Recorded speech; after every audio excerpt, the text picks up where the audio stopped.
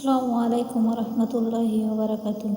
প্রিয় দর্শক, প্রতিদিনের মতো আজকেও একটি ইসলামিক বিষয়ের উপর শিক্ষণীয় ভিডিও নিয়ে হাজির হয়ে গেলাম। তো আজকের বিষয়বস্তু হচ্ছে আল কোরআন সংরক্ষণ। আল কোরআন আরব দেশে মহানবী সাল্লাল্লাহু আলাইহি সাল্লামের উপর নাজিল হয়। এ সময় মহানবী সাল্লাল্লাহু আলাইহি সাল্লাম সাথে সাথে নাজিলকৃত আয়াত মুখস্থ করে নিতেন। এরপর বারবার তিলাওয়াতের মাধ্যমে তা স্মৃতিতে ধরে রাখতে চেষ্টা করতেন। আল কোরআন মুখস্থকরণে রাসূল সাল্লাল্লাহু আলাইহি সাল্লামের দ্রুত পাঠ ও ব্যাকুলতা দেখে আল্লাহ তাআলা তাকে সান্ত্বনা দেন। আল কোরআন নাজিল হলে রাসূল সাল্লাল্লাহু আলাইহি সাল্লাম সাহাবীগণকে তা মুখস্থ করতে বলেন।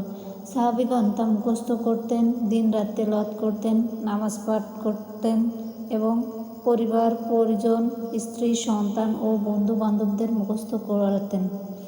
গভীর রাতে তাদের ঘর থেকে কোরআন তেলাওয়াতের গুনগুন আওয়াজ শোনা যেত। অনেক সময় রাসূল সাল্লাল্লাহু আলাইহি সাল্লাম স্বয়ং তাদের গৃহপার্শ্বে গিয়ে তেলাওয়াত শুনতেন।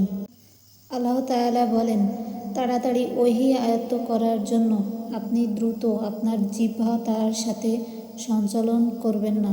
এটা সংরক্ষণ ও পাঠ করানোর দায়িত্ব আমারই। সূরা আল কিয়ামা আয়াত 16 থেকে 17। কোরআন তেলাওয়াত শিক্ষা দেওয়ার জন্য নবী করিম সাল্লাল্লাহু আলাইহি সাল্লাম সাহাবীগণকে নানান স্থানে প্রেরণ করাতেন।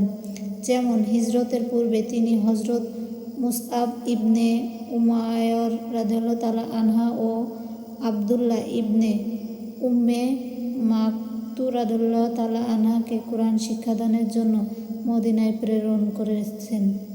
এভাবে মুখস্থ করার মাধ্যমে আল কোরআন সর্বপ্রথম সংরক্ষণ করা হয়।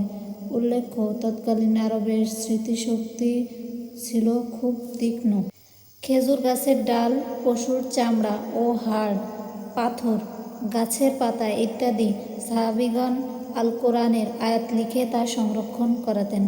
যেসব সাহাবী লেখাপড়া জানতেন তারা প্রায় সকলেই কোরআন লিখার মর্যাদা লাভ করেছিলেন। আল কোরআন লিপিবদ্ধকারী সাহাবীগণকে বলা হয় কাতিবে ওহী বা ওহী লেখক। তারা ছিলেন সংখ্যায় মোট ৪২ জন। এদের মধ্যে প্রধান ছিলেন হযরত যায়েদ ইবনে সাবিত রাদিয়াল্লাহু তাআলা আনহা।